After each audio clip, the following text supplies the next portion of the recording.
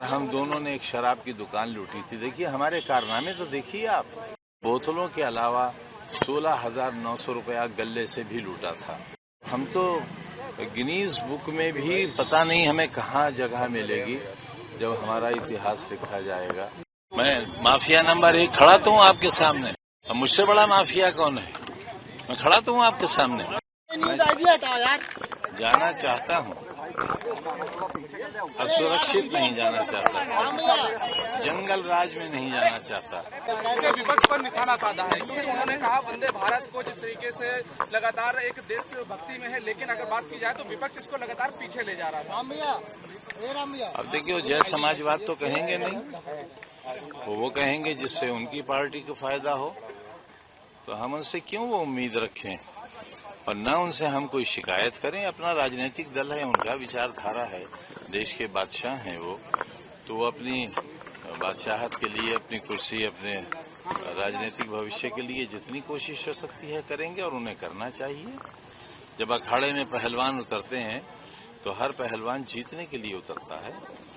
हम भी हैं कहीं दूर खड़े हुए, अब देखना है हम लंगोट के साथ लड़ेंगे या बगैर लंगोट लड़ेंगे।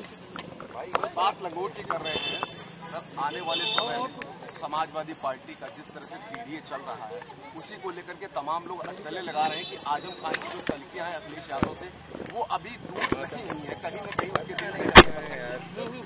बेटा दिल्ली कहाँ रह गया, दिल्ली कहाँ रह गया? अगर कभी सुन लोगे तो आपके कई बंधु रोते हुए बाहर निकले हैं मेरे ड्राइंग रूम से और सड़क पर जाकर भी रोते रहे हैं। आप सुन नहीं पाओगे। बगैर दिल के काम कर रहे हैं अब तो हम। कहा यह भी जा रहा है कि शायद ये इलाज कराने के लिए बोला गया कि आप लखनऊ कराइए, तो शायद आपने उसको लेकर के कहा था कि मैं रहूंगा कहाँ। बार मिनिस्टर था, जेड श्रेणी की सुरक्षा थी और मेरी बीवी उस वक्त एसोसिएट प्रोफेसर थी और हम दोनों ने एक शराब की दुकान लूटी थी। देखिए हमारे कारनामे तो देखिए आप। हम दोनों ने मिलकर एक शराब की दुकान लूटी थी और बोतलों के अलावा 16,900 रुपया गल्ले से भी लूटा था। तो हम तो गिनीज बुक में भी पता नहीं हमें कहाँ जगह मिलेगी जब हमारा इतिहास लिखा जाएगा, तो उसमें भी हम सजा के मुंतजिर हैं। सर आपके ऊपर एक किताब लिखी गई है, जेल का जिक्र किया गया है, इमरजेंसी से लेकर के अब तक जो सीतापुर जेल में रहे थे उसका भी पूरा जिक्र किया गया है, पूरे वहाँ के दास्तान लिखा गया। पता नहीं, अभी तो मालूम नहीं। सर यूपी में योगी सरकार किस तरह काम करे उसको कैसे देखते हैं? देखते ही नहीं है, चश्मा लगा रखा है। देखेंगे तो दर्द होगा, दर्द होगा तो चल नहीं पाएंगे। सर कोई भी प्रदर्शन होता है उसमें जय श्री राम का नारा, जय बजरंग बली का नारा लगाया जाता है, क्या कहना चाहेंगे इस नारे के लिए? बहुत बुरी बात है, लेकिन कोई नारा किसी में दहशत पैदा करने के लिए न हो। ये तो मैंने 20 बरस पहले कहा था कि अगर किसी मुसलमान मोहल्ले से नाराए तकबीर अल्लाह अकबर कहा जाए इसलिए कि बराबर हिंदू मोहल्ले के बच्चे सोते हुए सहम जाएं और उड़ जाएं, तो ये नारा इस्लाम का नारा नहीं होगा। ठीक उसी तरह अगर हर हर महादेव का नारा इसलिए लगे कि मुसलमान दहशतजदा हो जाएं, तो भी सही नहीं होगा।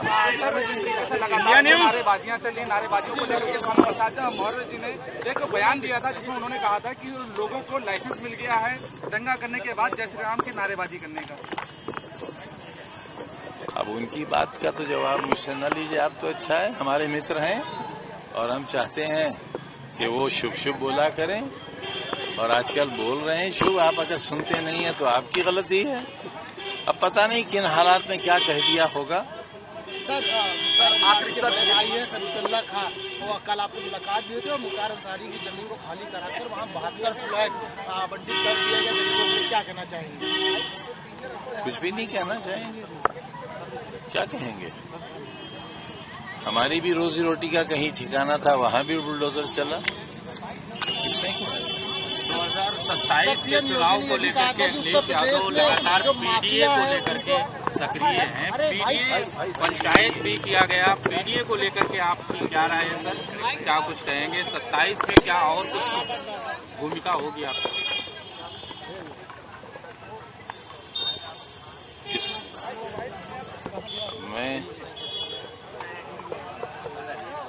आपको क्यों बता दूं?